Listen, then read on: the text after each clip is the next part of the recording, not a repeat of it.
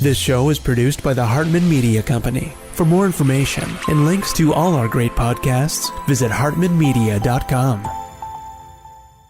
Hey, Jason, this is Scott Crook. I was on the Empowered Investor Zoom call last night and just so thankful for the value that's created inside that group. And, you just consistently bring subjects that are so important and relevant to what I'm needing and I believe other investors need. So thank you so much. I appreciate you and all that you've done for helping us become better investors. Thanks, man.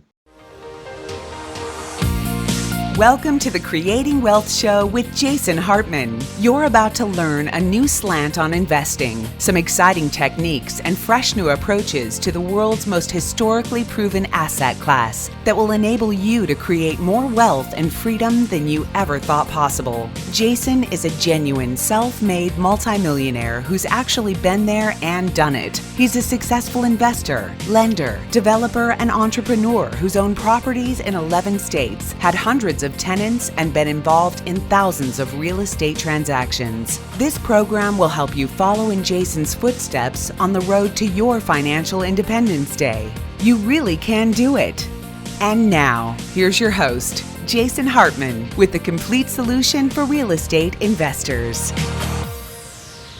Welcome to episode 2146. We've got a great show for you today if you are interested in saving money on life's largest expense. You know what I'm going to say? That's taxes. We've got a returning guest, CPA Amanda Han, will be joining us here in a few minutes, and she has got some fantastic insights, creative insights, to help you save on life's largest expense, taxes. And I know I can hear it now. A lot of people out there say, taxes are so boring. Yeah, I guess I understand that. But, they get pretty exciting when you see how much you can benefit, especially with the most tax-favored asset class in America, income property, our very favorite asset class. Before we get to Amanda Han, CPA, I want to talk to you about free and clear houses. And again, as I've said so many times, in order to have a real estate market correction or a crash, you've got to have people in distress. And it's important to look at how many people or institutions own homes free and clear with no mortgage. Now, interestingly, this is not as simple as it might seem on the surface. Why is that? Well, because you can drill down on these numbers. How many non-owner occupied homes are free and clear versus how many owner occupied homes are free and clear? How many in given areas? I'm going to show you a really enlightening interactive map of the United States showing the numbers of free and clear versus mortgaged properties in all of these different geographies around the US. This is going to be very interesting, folks. So stay tuned for that coming up in just a second. So the headline here is a record number of mortgage-free homeowners provide an economic cushion amid the Fed's fastest rate hiking cycle in 4 decades. Not only is 96% of the mortgage debt in the US fixed rate debt, which is a sign of greater security in terms of the market, but 38.5% of homeowners don't have a mortgage at all. Now, compared to what?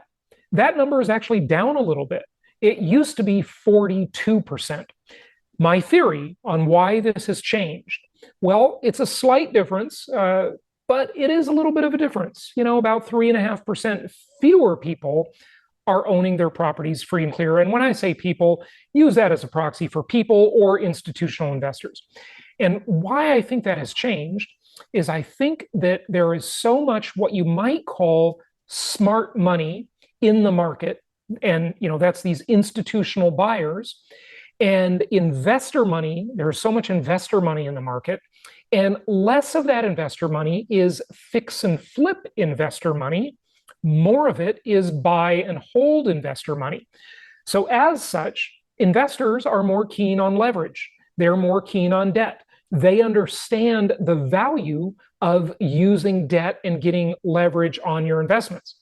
That's a great thing. We've talked about that for 20 years, of course. And so that's why I think we've seen a slight decline in the number of free and clear homes, but it is still a record number historically. A lot of people owning their homes free and clear, people or institutions. Now, what's interesting here is the part, if you're looking at the screen, if you're watching on video, I've highlighted this with a red rectangle because it says over half of owner-occupied units are mortgage-free. Now, we want to break this down into investor and owner-occupied units. And so 38% is the overall number in terms of free and clear homes in the US, no mortgage at all. But when it comes to owner-occupied, over half of the housing stock is free and clear. How do people get into distress with no mortgage? It's extremely difficult. It's extremely difficult to have distress. So again, these people are very comfortable. Look at this interactive map if you're watching on video. Now, basically what you're seeing here is you are seeing the vast majority of free and clear homes right down the center of the US. So if we hover over Los Angeles County, where I grew up, LA, 30.8% of homes in LA are free and clear. Orange County, where I sort of had my second growing up and lived the longest, my adult life was in Orange County, 31.4% are free and clear. Now let's compare this. Let's go to Briscoe County, Texas. 80.7% are free and clear. Basically, 81% of homes are free and clear. Now let's go to, how about if we say Alabama? Wilcox County, Alabama is 69.9%, so 70% free and clear. Let's go up to the Pacific Northwest. Let's go up in the Seattle area, right? And here we see that many fewer homes, regardless of the county we're hovering on, are free and clear. You only have, 30, 40%, maybe 50% in some places are free and clear. But again, not nearly as many as down the center of the US. So gosh, what county do I want to go to? You look at Nebraska, you've got 60% free and clear. You look at South Dakota, 75% free and clear. More South Dakota, 73% free and clear. North Dakota, 68.2% free and clear homes. Let's go down to Texas, okay? You look in a whole bunch of areas in Texas. There's a lot of counties in the US here, so hovering over the right exact county is somewhat difficult. But, most of these Texas counties, you see, they've got 50 to 70% free and clear houses.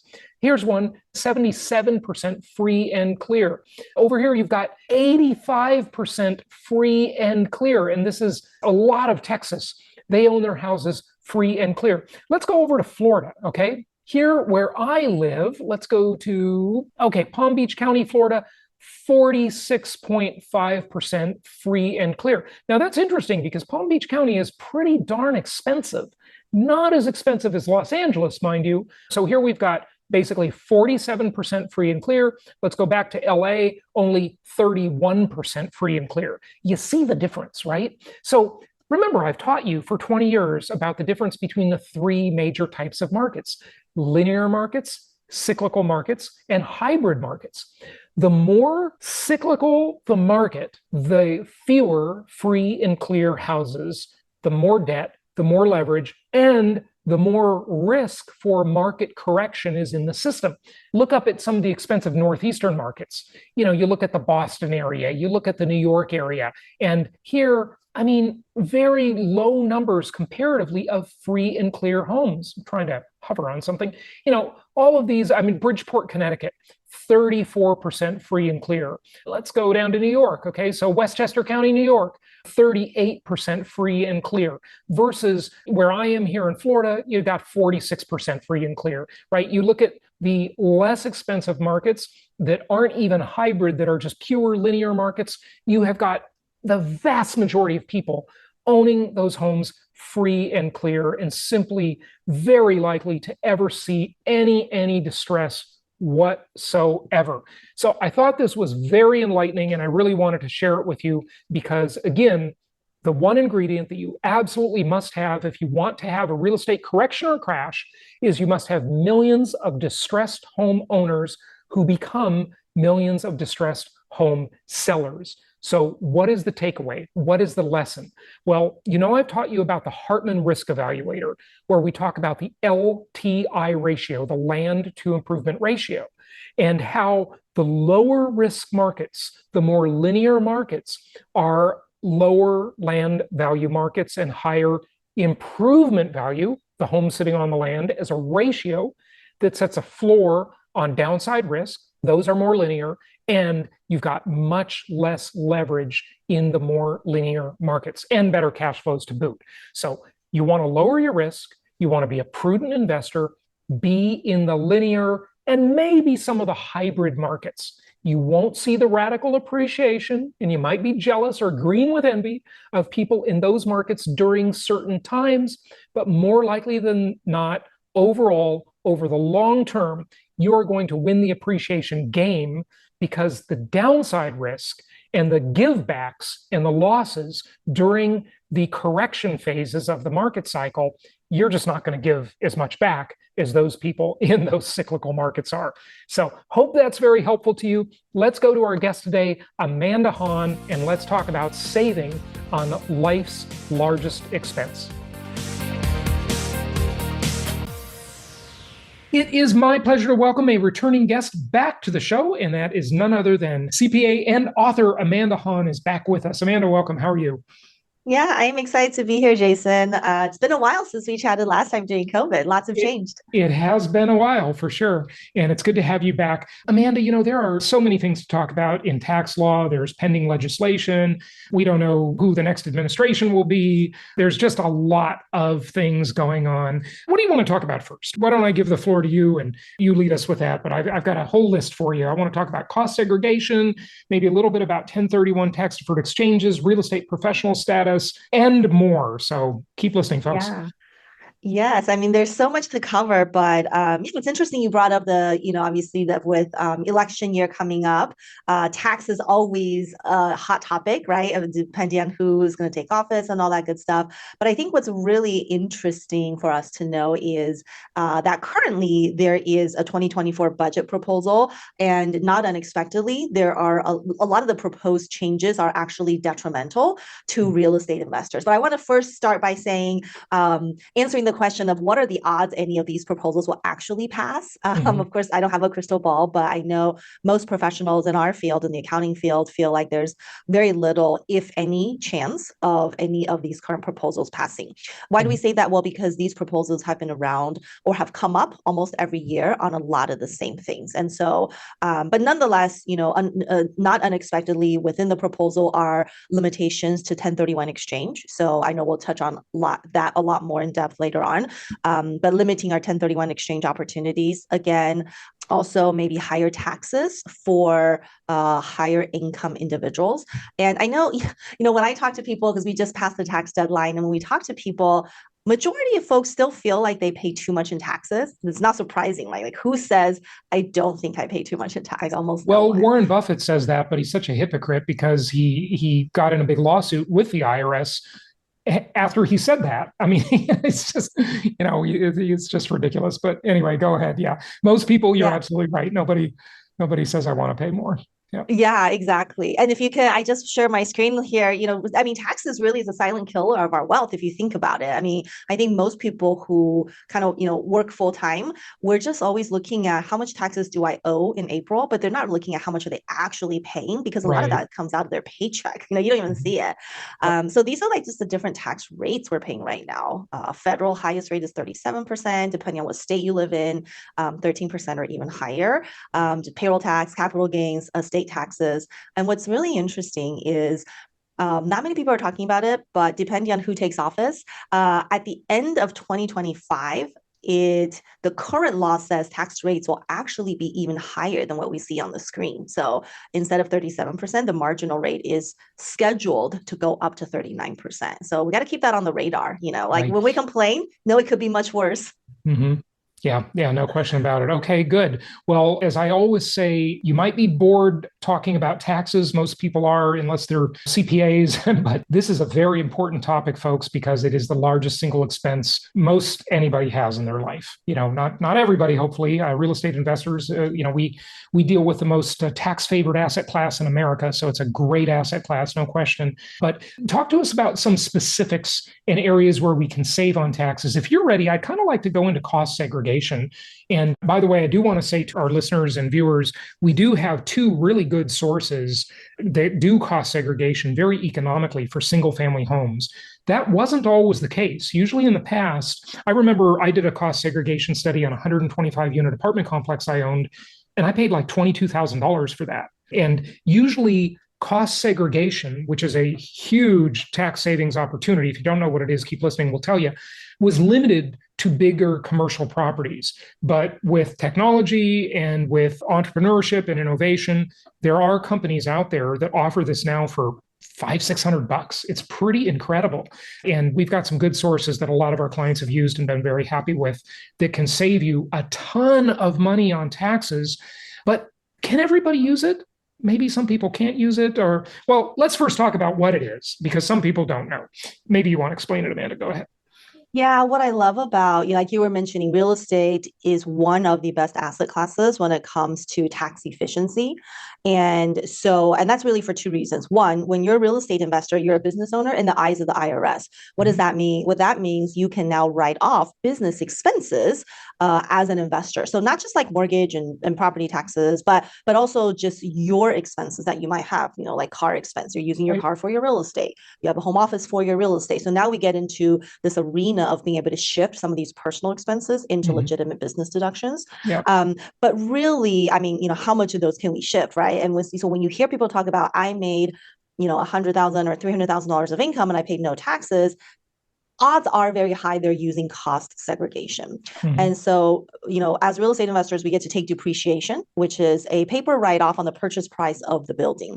Yep. Traditionally, you write it off over 27 and a half years if we're talking residential real estate. But the IRS gives us a lot of flexibility in how we take depreciation. And so instead of just taking it evenly over 27 and a half years, we can say accelerate it, right? And that's where the cost segregation comes in. It's where an engineering firm looks at your property and says, well, instead of just calling this $300,000 building, let's break it out into components of specialty plumbing, of appliances and fixtures. Yeah. Then your tax person can create faster depreciation that way, or faster paper loss, basically, right? Yeah, it's pretty great. So just to add on to what Amanda's saying, so basically, when you buy a property, you're not buying one single component, you're buying two major components. One is the land, the other is the improvements sitting on the land, the house, the apartment complex, the shopping center, whatever it is, right? And the IRS says, at some point, that improvement will have no economic value. It'll fall to the ground, right? Now, their schedule for that end of its economic value is completely irrelevant to reality. It has nothing to do with reality. It has to do with probably lobbyists lobbying Congress. and that's how laws get made in America, folks. So they've decided that 27.5 years is the number for residential, 39 years for commercial property. So residential has a better schedule because you get to write it off faster. But certain components of the property can be scheduled for quicker depreciation over 5 or 7 years, or others are different times. And so what this does is it brings that tax benefit forward, where you get to take the benefit sooner rather than later. And, if I can have a benefit sooner, I'd rather have it sooner than wait for the benefit, right? So this is a really incredible opportunity. It's super cheap to take advantage of it. And let's go into that a little more now, Amanda. I just wanted to explain that to further help your explanation. Yeah, and I love that you were saying how before you paid, what you said, $22,000 for cost segregation. Right. And we've really seen, and that's still a huge misconception. And it was worth it. It was completely worth it. Yeah. Yeah. It is a huge misconception in the tax world where CPAs will advise their clients that the cost segregation is only good for large apartments, commercial property, but we have seen it to be very beneficial even for single family duplexes and smaller properties. Like you were saying, because of innovation and things like that. And also as a result of COVID, now a lot of the studies are done remotely, so it's much cheaper. And also with bonus depreciation, currently in 2024, we have 60% bonus depreciation, which means we're accelerating even more into the current year rather than having to wait even 5 or 7 or 15 years. So with lower cost, bigger upfront benefit, that's what we're seeing. Even smaller properties will really get a benefit. But as amazing as it is, whether you, the listener, should do a cost segregation or not is really going to depend on your situation. So cost segregation is not optimal for every single person. It's going to depend on your ability to utilize the accelerated depreciation. Right. So in the simplest form, before you go out and get a cost segregation study, talk to your CPA and ask them, can I use this benefit to offset my different types of income? If so, then you maybe want to consider it. If not, it just means that might be a better strategy for you in a future year. Yeah. Okay, great. So who can't use it, for example, or who can use it? Most people can use it, but you can't always use it in the same way, right? Yeah, so I think the misconception is who can do a cost segregation? And the answer is everybody. Okay, so everybody can do a cost segregation. And then the question becomes who should do a cost segregation? Right, and the people who should are the people who can use it to offset some type of income in the current year. So if we start at the baseline, if you are someone who has very high taxable rental income, so you got some older properties, debt paid off, depreciation already done, and you bought some new properties, well, it could make sense to do a cost segregation on the new properties because we know at a minimum, we can use this to offset the rental income of some of my older properties where I'm paying taxes on. Right. So okay. So let's just talk about that a little bit because like this is my mother's situation on a lot of her properties still that she's owned for decades, and the depreciation schedule has run. Now, thankfully, she has been selling some of those off and doing 1031 exchanges into new properties, and she can start that schedule over. She can lever them up, so she can get a much better return on them, and they're in better markets. So she's gotten out of California, those old properties that she had for decades, and purchase properties in Florida, which are a much better deal. And so the situation you're describing is her situation on those older properties, because if they're paid off, she has high rental income and all that rental income becomes taxable. Another reason to leverage your properties, folks. So you'll have less income on purpose, okay? And you'll have more cash, because the borrowed money on the Refi to Die program we teach is not taxable. There's no tax on borrowed money. So that's the way you want to manage your portfolio and your wealth. But back to the cost segregation. So you can benefit from it to write it off against rental income. That's great. So that's even if your income is high and your depreciation write-offs have phased out if you're over 150,000 AGI, right? So yeah, you're exactly right, Jason. I was just talking to another client the other day about his mother. It was the same exact scenario. So at a minimum, who can benefit from a cost segregation is those people who have taxable income from their other rental properties, because we can always offset different rentals. One has income, one has loss. We can always offset the two. And this is true regardless of how much other income you make and whether or not you're a real estate professional. So you don't have to be a real estate professional to be able to offset rental income with rental losses from a cost segregation.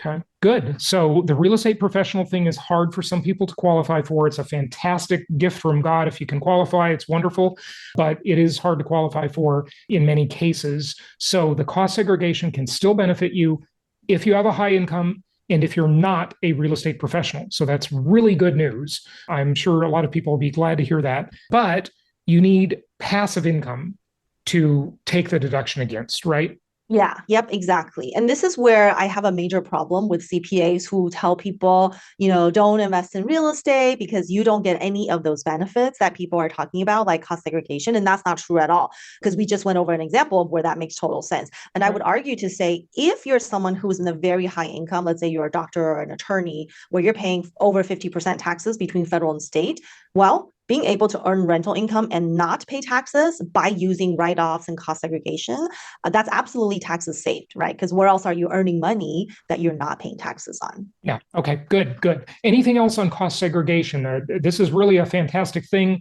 folks. You can go to jasonhartman.com/cost-seg. Just go ahead and fill out that little quick form there, and we'll get in touch with you about that because it really is a fantastic opportunity. Okay. Yeah. I mean, I think, anything else?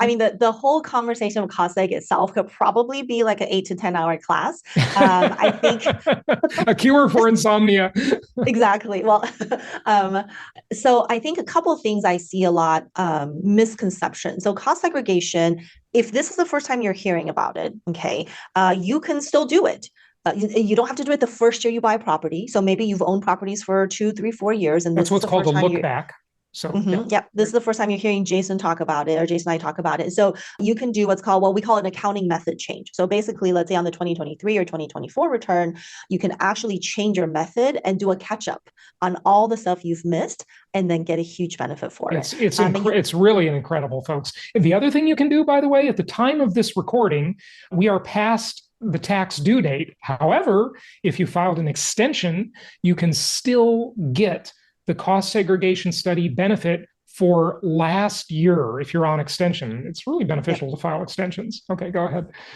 Well, right now, I don't know how much you guys typically talk about it, but bonus depreciation for 2023 was 80%.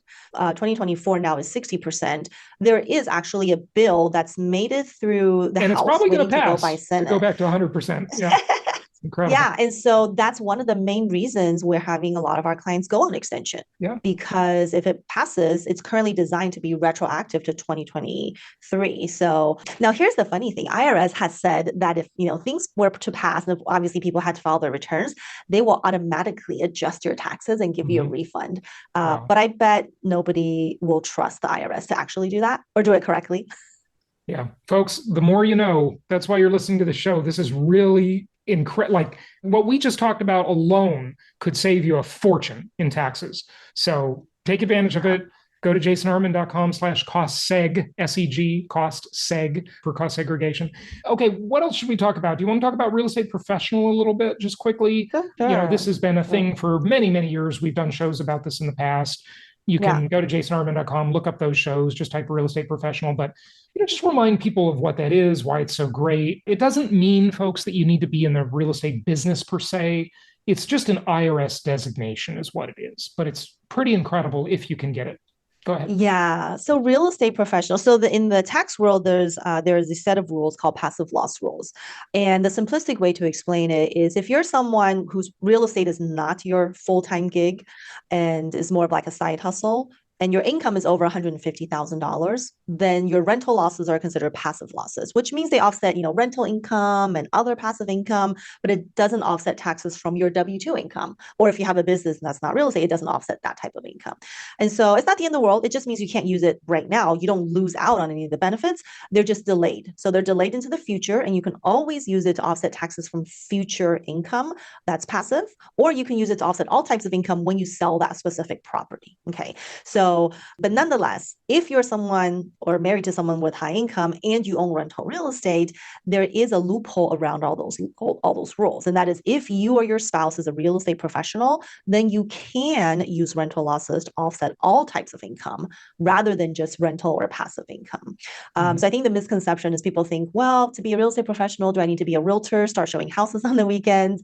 And that's actually not what the IRS is looking for. They're looking for a set of hours that you're earning in real estate and activities that you're doing in real estate. So, right. So those hours are 750 hours as a real estate investor or in the real estate business, how the IRS defines that. But 500 of those hours need to be what's called material participation, meaning you have to actually be involved. And folks, this is another reason to do the hybrid self-management plan we recommend. And, we really want you to get control of your investments, your portfolio. And it's really so much easier than you think. With technology and with our help and our technique of doing the hybrid self-management, You can remotely manage properties from 3,000 miles away. It's truly incredible how you can do this nowadays.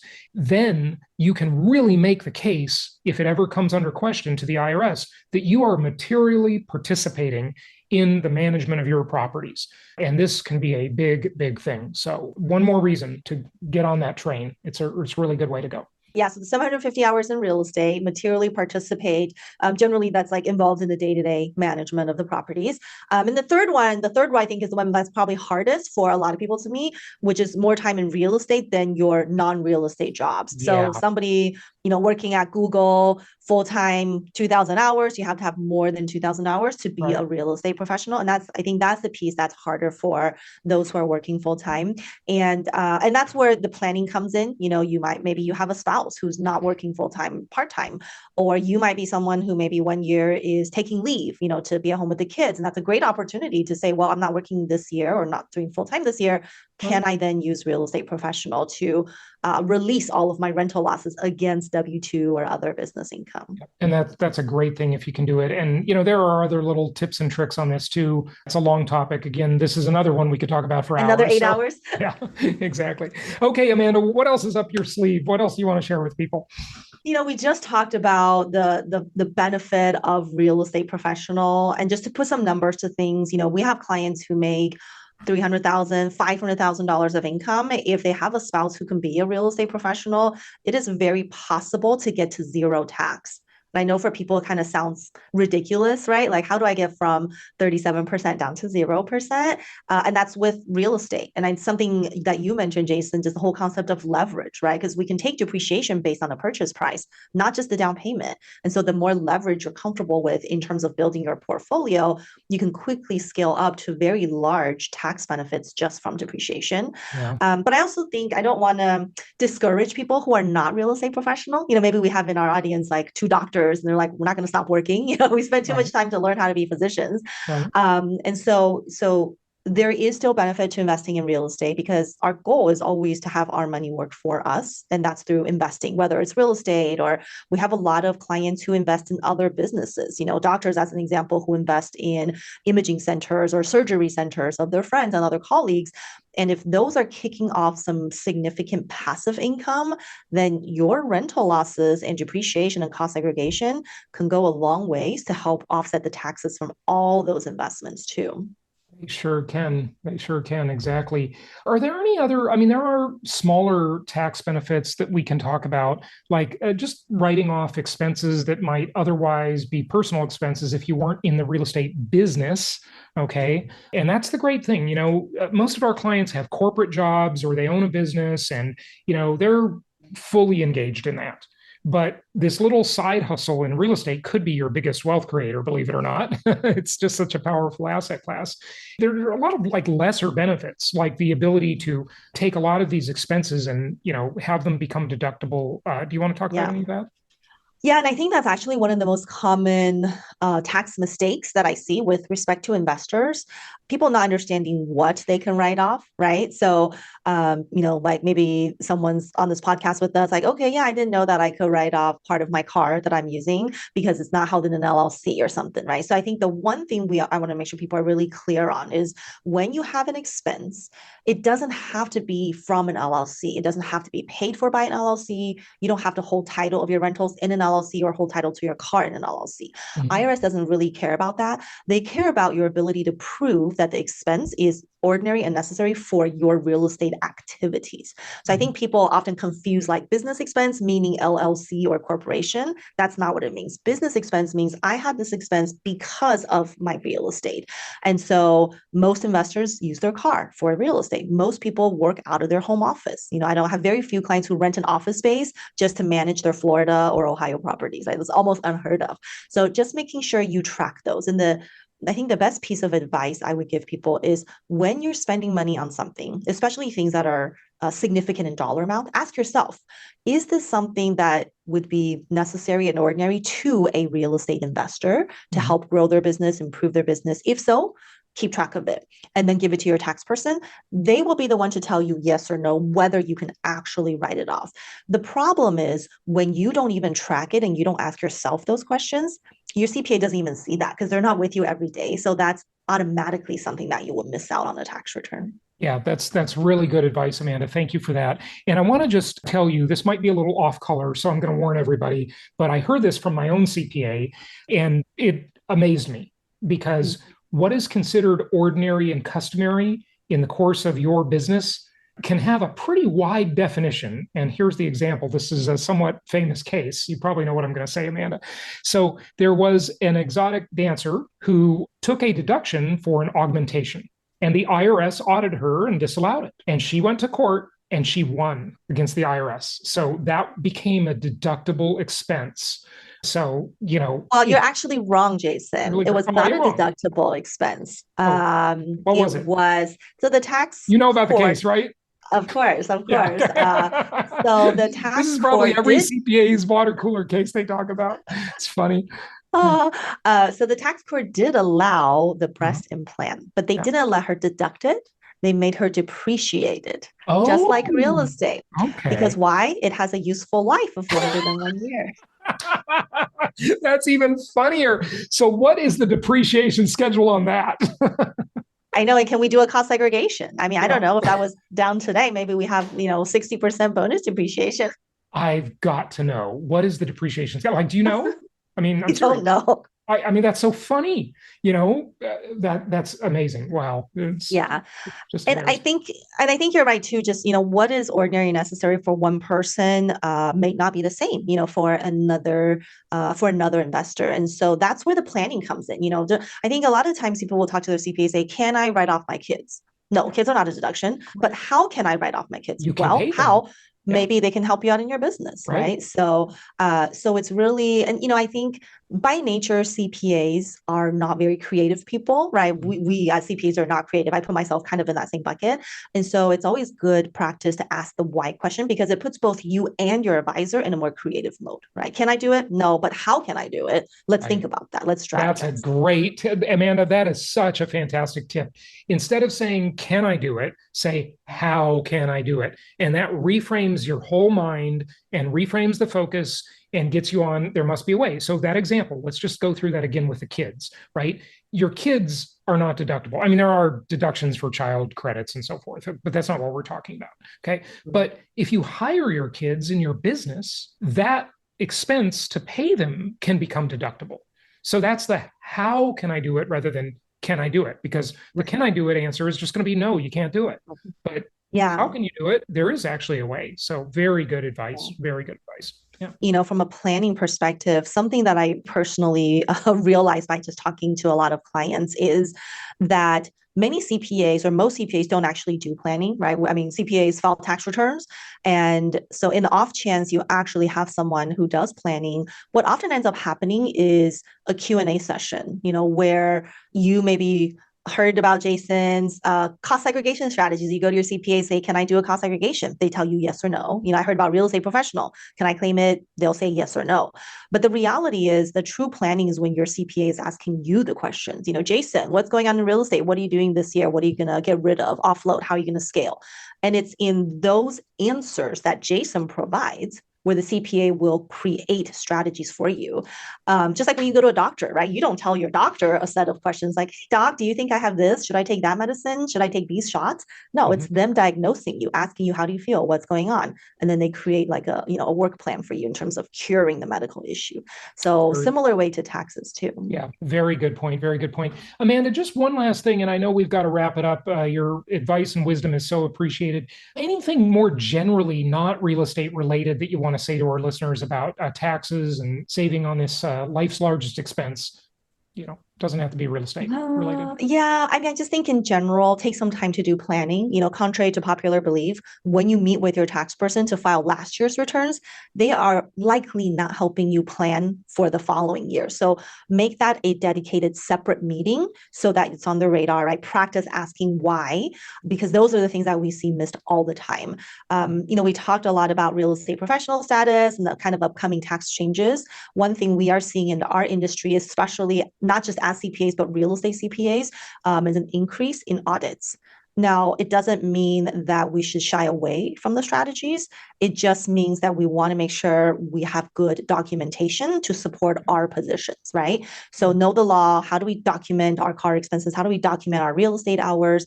Because if we're audited, and we talked about how significant some of these tax savings could be, if you're audited, you don't want to lose a case just because you didn't have sufficient documentation, to help you. So take the time to do that, and that way you feel safe in taking those major tax benefits. Good advice again. Amanda, give out your website. Yes, my company is called Keystone CPA, and we have a lot of great free resources on there. We also have a tax risk assessment, because I think that's one of the biggest questions people want to know. How do I know if I'm overpaying in taxes? So that's a helpful little tool at KeystoneCPA.com. And I'm also all over social media as Amanda Han CPA too. Excellent. Amanda Han, thanks for joining us. Thanks, Jason.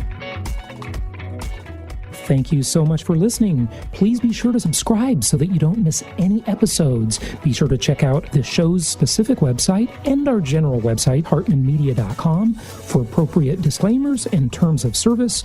Remember that guest opinions are their own, and if you require specific legal or tax advice or advice in any other specialized area, please consult an appropriate professional.